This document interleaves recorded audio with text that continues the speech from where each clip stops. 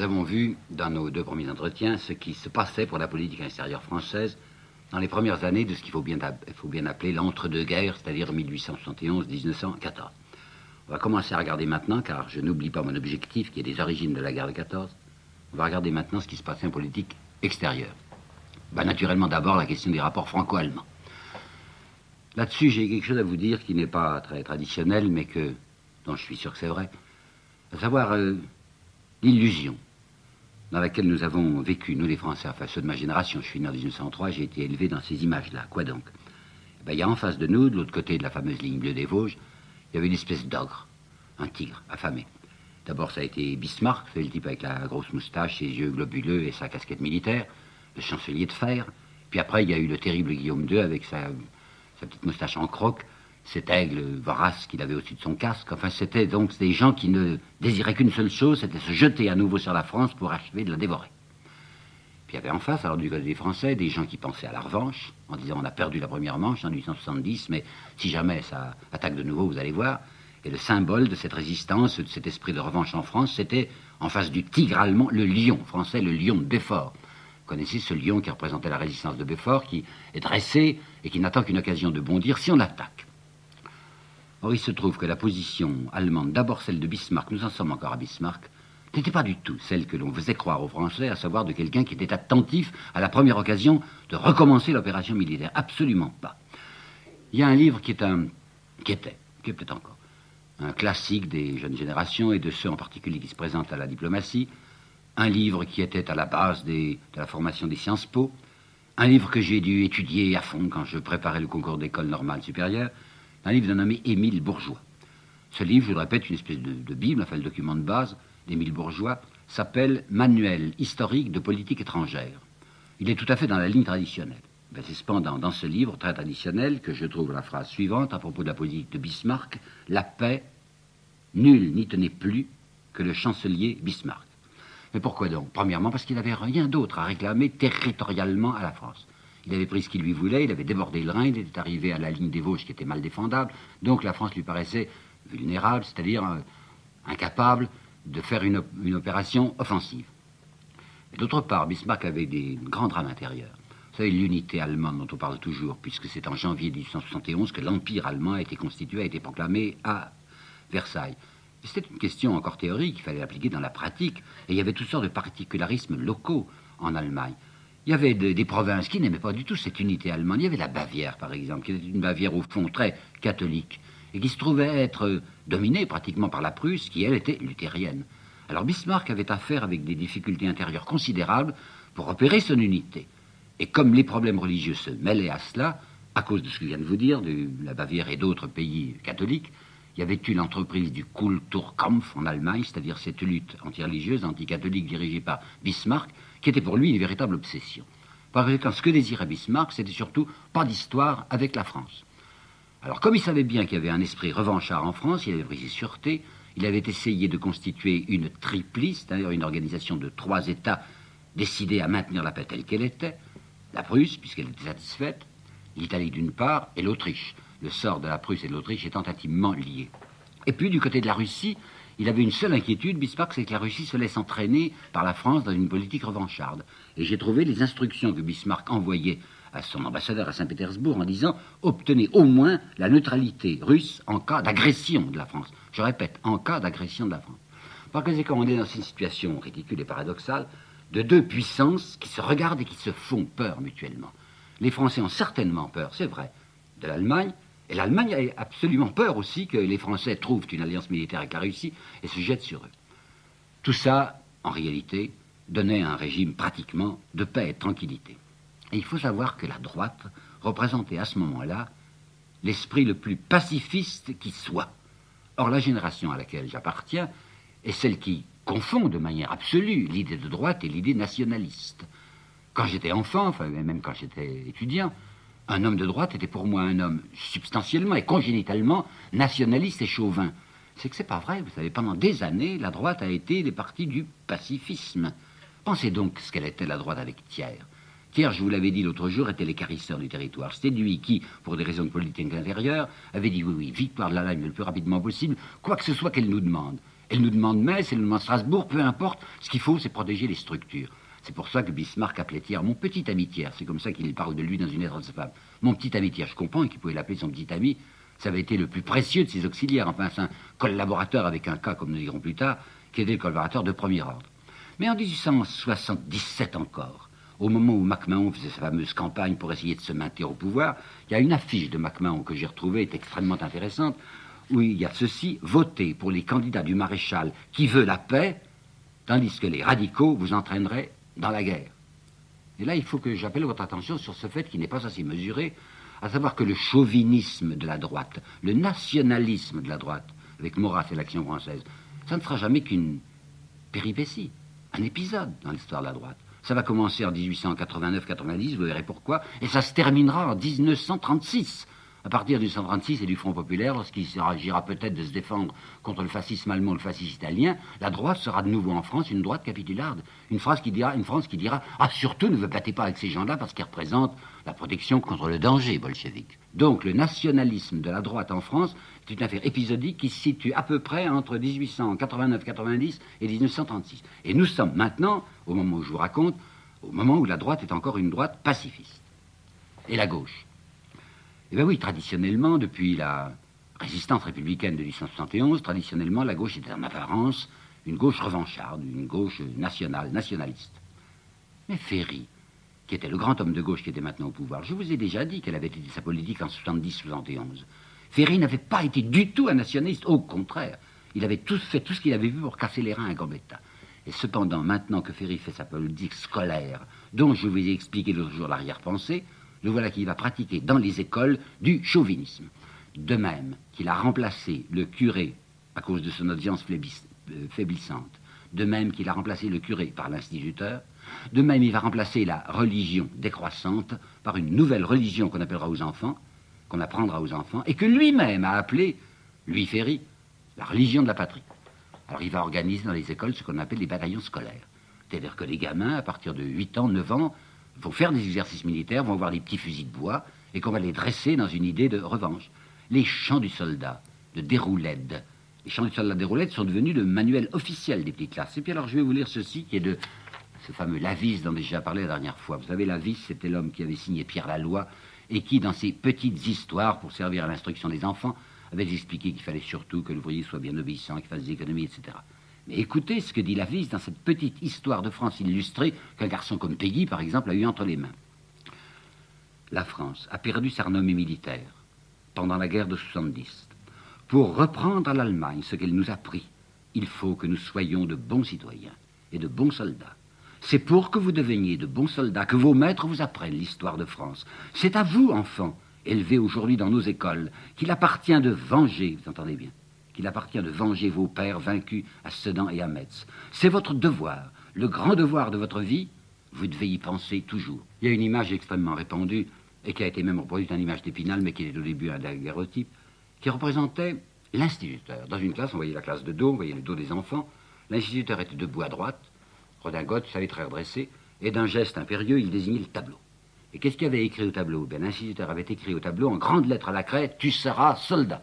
C'était d'autant plus facile à l'instituteur qu'à ce moment-là, les instituteurs ne faisaient pas de service militaire. En fait, toujours est-il qu'il y allait à plein cœur.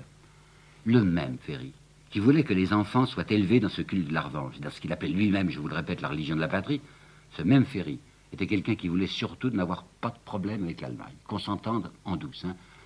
On tournera les esprits des enfants du côté de la fameuse ligne bleue des Vosges pour les empêcher de penser à autre chose, c'est-à-dire à la condition réelle de leur famille et à l'iniquité sociale. Mais en fait, la politique de Ferry, la politique étrangère de Ferry, est une politique d'entente, et je ne le blâme certainement pas, je ne l'en blâme pas, une politique d'entente avec l'Allemagne.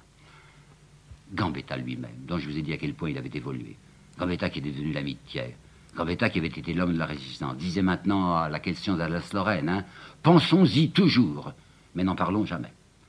Et Ferry avait besoin d'un appui allemand pour une des choses les plus capitales de sa politique, à savoir cette politique coloniale dont j'ai maintenant à vous parler. Qu'est-ce que ça avait été autrefois le colonialisme, jusque vers les années 1880-83? Ça avait été avec l'Algérie, tentative de peuplement, une colonie de peuplement, mais ça avait été surtout des entreprises de prestige national et aussi des entreprises nécessaires à la marine française pour avoir ses bases. Il fallait une base à Dakar, il fallait une base en Indochine. en Cochinchine. C'est pourquoi on avait vu l'Empire lui-même faire une petite guerre entre 1859 et 1862 pour un établissement français en Cochinchine. Tandis qu'avec Ferry, je vous assure que tout va changer. Il faut se rendre compte des avantages extraordinaires que Ferry a apportés à la classe possédante. On pourrait dire que c'est un des bienfaiteurs les plus considérables des classes dirigeantes. Ferry, vous vous rappelez déjà de ce qu'il a fait avec ses lois scolaires, et je vous ai indiqué l'arrière-pensée des lois scolaires. Je me permets de rappeler le mot que je vous ai dit et qui est assez important. Il avait voulu substituer l'instituteur au curé, mais l'instituteur était chargé de la même mission que le curé précédemment, à savoir expliquer le devoir de résignation aux classes populaires. J'ai très rapidement parlé aussi, et je voudrais vous en dire un mot tout de même, de ce qu'il avait fait au profit des compagnies de chemin de fer.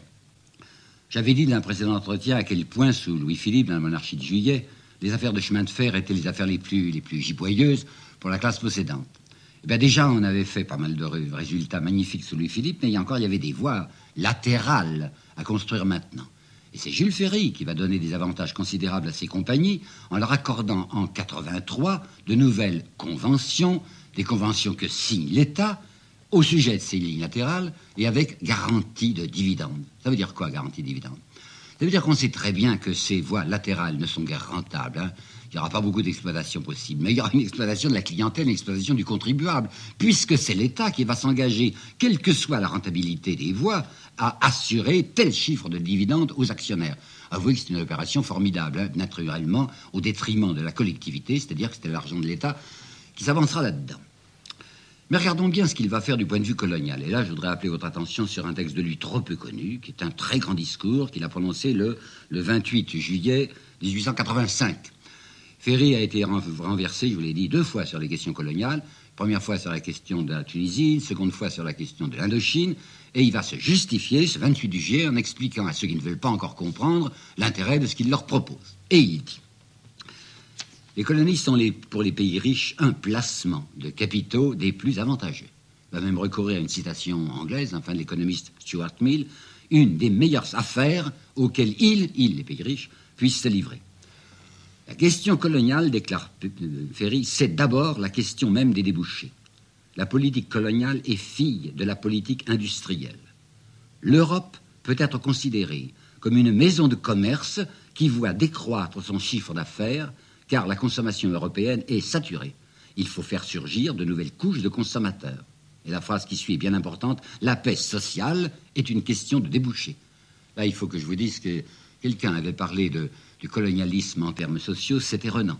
Renan, c'est un ami de Jules Ferry, et Renan, en 1871, lorsqu'il avait écrit sa réforme intellectuelle et morale peu de temps après la Commune, il avait publié ça à l'automne 71, avait écrit la petite phrase que voici, qui est à l'intérieur du texte, il ne l'a pas enrobée, mais elle est là: un pays qui ne colonise pas est infailliblement voué au socialisme. Vous pensez que Ferry, qui est épouvanté par l'idée socialiste, avait retenu cette injonction. Alors là, il parle de paix sociale qui est question de déboucher, il explique qu'il faut de nouvelles couches de consommateurs, il n'ose pas trop en dire, bien que déjà il soit suffisamment dénudé au point d'être, à mon avis, presque obscène. Mais qu'est-ce que ça veut dire, ça? Ça veut dire que si on va dans les colonies, futures colonies, on aura des consommateurs forcés. Parce qu'on va envoyer des soldats. Les soldats obligeront les indigènes de là-bas à acheter ce qu'on leur enverra de France. En particulier les cotonnates, ça intéresse beaucoup Ferry parce qu'il est lié par sa femme au milieu des cotonniers de Vosges. En plus, ces peuples lointains, ces peuples sous-développés, ces peuples qui sont sans défense, ces peuples qui n'ont pas de canons et qui n'ont pas d'artillerie, ils ont des sols quelquefois très intéressants et des sous-sols encore plus intéressants. Songez aux forêts de l'Afrique équatoriale. Songez aux plantations d'EVA qu'il peut y avoir en Indochine. Il y a les arbres à caoutchouc. Alors ces forêts-là, ça peut rapporter. Puis il y a le sous-sol, c'est-à-dire des mines. Quand on parlera du Maroc, on vous dira tout de suite qu'il y a des mines de phosphate. Quand on va vous parler du Tonkin, on dira qu'il y a des mines de fer et il y a des mines de charbon. Alors écoutez bien la suite. Fini, dit-il, fini l'époque des annexions modestes et à petits coups. Désormais, ce sont des continents que l'on annexe. C'est l'immensité que l'on se partage. La diplomatie trace aujourd'hui avec une activité fiévreuse ce qu'elle appelle la délimitation mondiale des sphères d'intérêt respectifs. Voilà ce qu'il dit à la Chambre. Il y a un certain nombre de députés qui prêtent l'oreille, qui réfléchissent, qui se disent « Mais oui, on n'a pas vu jusqu'à présent l'intérêt de ce qu'il nous offre. » Mais comme c'est un discours qui déborde la Chambre, bien sûr, qui va être imprimé, que tous les Français vont lire, il faut tout de même un petit vocabulaire séduisant. Alors on va voir apparaître ceci. Ce que j'ai dit là comporte, déclarait-il, des idées de civilisation de la plus haute portée. Il faut le dire ouvertement. Les races supérieures ont un droit vis-à-vis des races inférieures. Que dis-je? Un droit. Les races supérieures ont le devoir de civiliser les races inférieures. Or, il n'y a pas de doute, naturellement. Race supérieure, c'est la race blanche. Race inférieure, c'est celles qui n'ont pas la peau blanche. Du reste, Ferry est dans la bonne ligne, puisque M. Michelet, à la fin de sa vie, dans son histoire du XIXe siècle que la mort l'a empêché de terminer, avait écrit carrément ce qui suit: être nègre n'est pas une race, c'est une maladie. Eh bien, dans la bonne ligne que je viens de vous définir, qu'est-ce qu'ils vont faire? Première réalisation, la Tunisie. Et naturellement, au départ, une affaire d'un groupe bancaire, d'un groupe financier. Il y avait un groupe financier qui s'intéressait en Algérie à la ligne Beaune-Guelma. Il voulait poursuivre la ligne Beaune-Guelma jusqu'à Tunis, mais Tunis, c'est le Bey tout de même qui dirige là. Alors il faut s'arranger avec le Bey. Heureusement que l'on a un ami auprès du Bey, un ami qu'on a acheté tout de suite, c'est un premier ministre concussionnaire qui s'appelle Mustapha Ben Ismaïl et qui, se servant lui-même, fait adresser par la compagnie un petit cadeau de 900 000 francs, presque 1 million, c'est quelque chose, hein, au Bey. Contre quoi? En échange de quoi? Le Bey signera pour la compagnie française une concession d'un territoire qui équivalait à peu près à 30 millions à l'époque et qui bientôt vaudra 80 millions. Combien ça a coûté à la compagnie? 1 700 000 francs. Par conséquent, pour moins de 2 millions, voilà ces gens qui acquièrent un territoire considérable de bientôt 80 millions. Alors, il faut un prétexte pour envahir militairement la Tunisie. C'est à ce moment-là qu'on va parler des Kroumirs. Kroumirs, c'est un mot oublié aujourd'hui, mais je vous jure qu'en 82-83, on en parlait.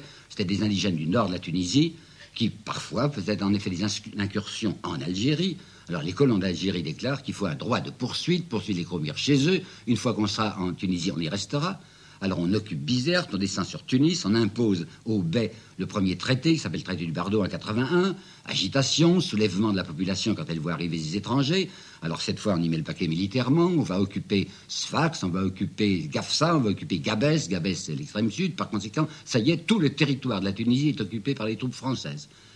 Résultat, convention définitive, dite la convention de Marsa en juin 83, protectorat, qui est un mot gentil, hein. Protectorat, ça veut dire droit des peuples à disposer d'eux-mêmes, c'est pas une colonie, on les a pas dévorés. Simplement, la nation colonisatrice et surdéveloppée vient au secours de la nation sous-développée, il la prend sous sa protection, et il y a un grand avantage pour le pays colonisateur masqué, c'est qu'il a sur place un gouvernant qui s'appelle le Bey quand c'est la Tunisie, qui s'appellera le sultan quand il s'agira plus tard du Maroc, quelqu'un qui en échange d'avantages personnels fera la politique de l'occupant.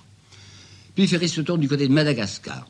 Madagascar, c'est les colons de la Réunion, je crois, qui ont appelé son attention sur ces nouveaux marchés de consommateurs possibles à Madagascar. Alors on commence par occuper le port de Majunga, qui est sur la côte occidentale. Ça sera un port de guerre. On descend sur Tananarive. Il y a tout de même quelqu'un qui gouverne à Tananarive. Ah, c'est une petite fille de rien du tout. Elle s'appelle la reine Ranavalo. Elle a 23 ans. Alors on la dominera facilement. Alors on lui impose un premier traité où il n'y a pas encore le mot de protectorat, amitié de la France, un peu de suggestion. Les Ova, les Malgaches, n'acceptent pas ça. D'où un soulèvement. D'où ce que Ferry va déclarer à la Chambre le 28 mars 84. Ma détermination est absolue de ne reculer devant aucun moyen pour réduire ces rebelles. Qu'est-ce que c'est que ces rebelles? Mais c'est des gens qui trouvent désagréable de voir arriver des gens qui veulent leur apporter de force ce qu'ils appellent, eux, la civilisation. Si bien qu'en décembre 85, on arrive à ce que l'on souhaitait, un premier protectorat, une première domination, qui n'est pas encore l'annexion, mais le petit Reine Ranavalo promet d'être très gentil à l'égard des Français. Il aurait fallu maintenant occuper réellement le pays. C'est grand, Madagascar, et le corps expéditionnaire était très faible. Alors on voudrait s'employer à envoyer des soldats qui occuperont le pays, mais voilà que la pensée de Ferry est occupée ailleurs. Il a de grosses difficultés dans un endroit qui l'intéresse beaucoup, et ce nouvel endroit, c'est l'Indochine. Déjà, depuis un certain temps, les Français étaient intéressés à l'Indochine, puisque sous le gouvernement impérial lui-même, je vous l'avais rappelé, il y avait une petite guerre entre 59 et 62, avec un certain nombre de premiers établissements français en Cochinchine. Mais la Cochinchine, c'est l'extrême sud. Alors on voulait remonter maintenant du côté du nord, parce que le nord, c'est le Tonkin, et que le Tonkin est une région extrêmement intéressante avec ses mines. Il faut savoir qu'en 1875, une banque avait été créée, naturellement française, une banque d'Indochine, avec un privilège exorbitant, puisqu'elle avait créé une monnaie de papier à cours forcé. Les actionnaires de la banque d'Indochine regardaient avec une sympathie croissante du côté de ce Tonkin en se disant: Tonkin est frontalier par rapport à la Chine. La Chine, l'empereur de Chine, a même théoriquement un droit de suzeraineté sur le Tonkin.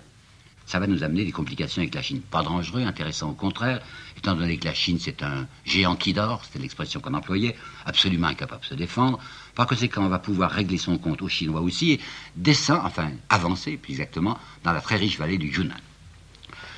fallait un prétexte encore là. Ben, vous vous rappelez qu'au moment de l'affaire de Tunisie, on avait trouvé le prétexte des Kroumirs. Ces Kroumirs, c'était des agités en effet, enfin des gens qui défendaient leur territoire, et dont on avait dit il faut absolument réduire les Kroumirs parce qu'ils gênent nos colons d'Algérie.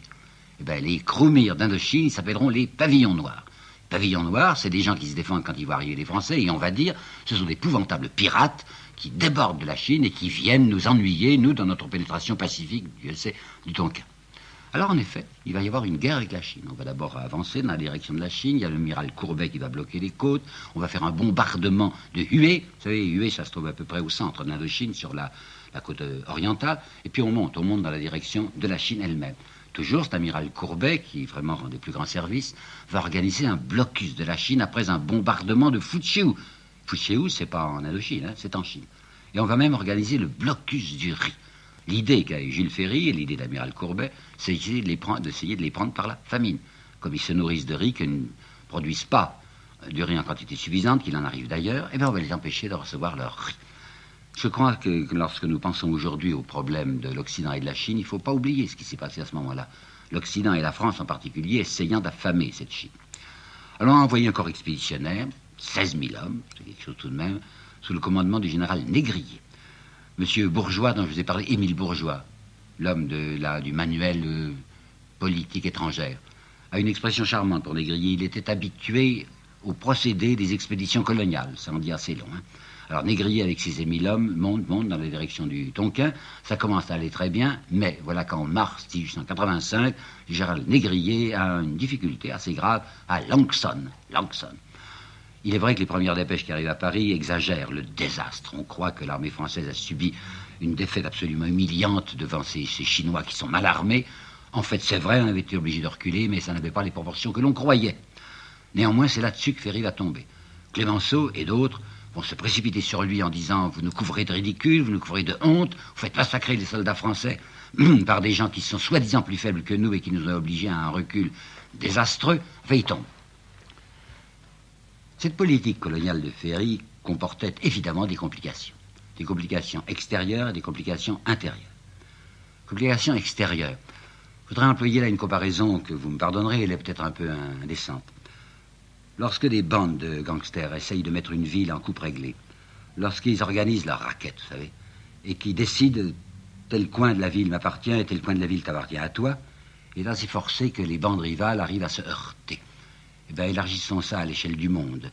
Il y a des nations occidentales qui se jettent sur des peuples sans défense et qui, finalement, se trouvent en conflit.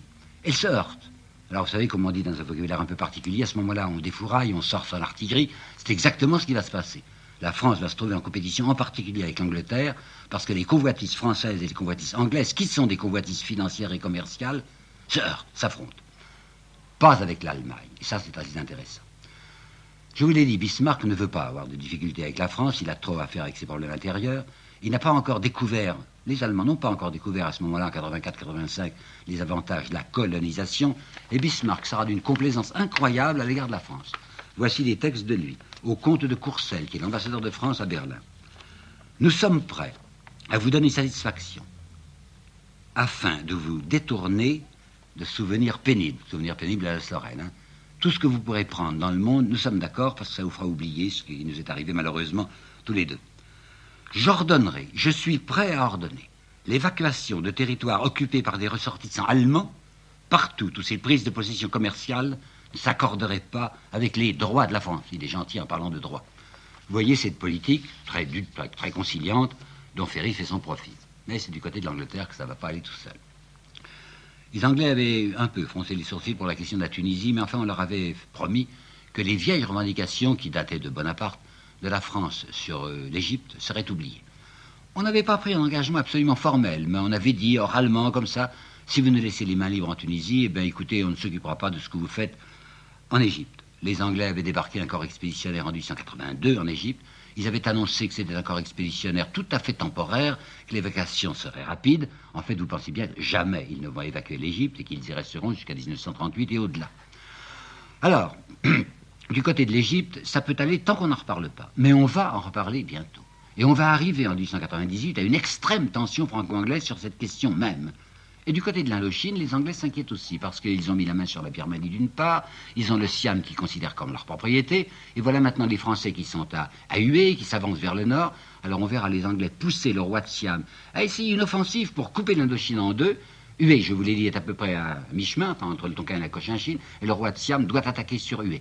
Les Français arriveront à faire une opération, comment dirais-je, persuasive de Bangkok. On ne bombardera pas, mais on enverra des cuirassés, et le roi de Siam ne bougera pas. C'est la politique intérieure qui est compliquée, parce que voilà que Ferry, dans son fameux discours dont je vous ai parlé tout à l'heure, du 28 juillet 85, a fait une déclaration stupéfiante. Il a dit en effet, au nom d'un chauvinisme exalté et à courte vue, devrions-nous, les yeux fixés sur la ligne bleue des Vosges, laisser tout se faire et tout se résoudre autour de nous, sans nous. Pas croyable. Ferry, mais c'est l'homme de la ligne bleue des Vosges. Et c'est lui-même qui dit en 85, vous savez, non, c'est du chauvinisme exalté et un peu étroit que d'avoir les yeux fixés sur la ligne bleue des Vosges. Il faut regarder ailleurs. Alors vous imaginez ce que Clémenceau, qui représentait à ce moment-là le nationalisme le plus exaspéré, veut dire. Enfin, c'est insensé, vous voulez nous faire oublier ce qui est essentiel pour la France, à savoir la revanche.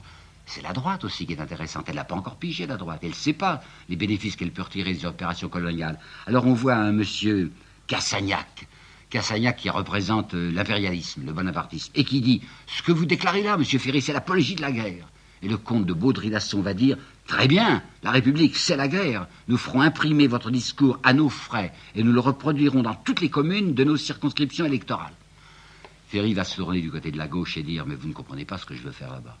Ce que je veux faire, c'est aguerrir le soldat français. C'est montrer la preuve de notre vitalité.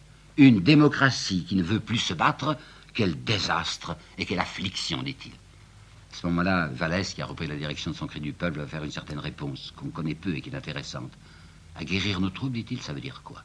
Ça veut dire qu'on va les envoyer tuer du jaune pour les exercer à tuer du blanc, et qu'après avoir tué sans peur des coulis, il viendra tuer maintenant nos ouvriers. Et comme il ne veut pas se faire poursuivre pour cause d'excitation à l'insoumission, Vallès va conclure son édicte en disant « Vas-y, jeune soldat, tu te feras payer du chien au riz dans les bateaux de fleurs, et tu reviendras avec la peste dans le sang. » Que Ferry se rassure. Bientôt, la droite va comprendre tous les avantages qu'on lui propose. Et même, en 1883, Ferry, le 14 octobre 83, dans un discours au Havre, n'a pas hésité à dire « Le péril est à gauche », ce qui rassure beaucoup les possédants, si bien que personne ne protestera du côté de la droite quand on enverra pour la première fois un résident général en Annam et Tonkin, et ce résident général couvert d'or sera le même Paul Bert qui s'était manifesté dans la politique scolaire de Ferry par une si violente crise d'anticléricalisme.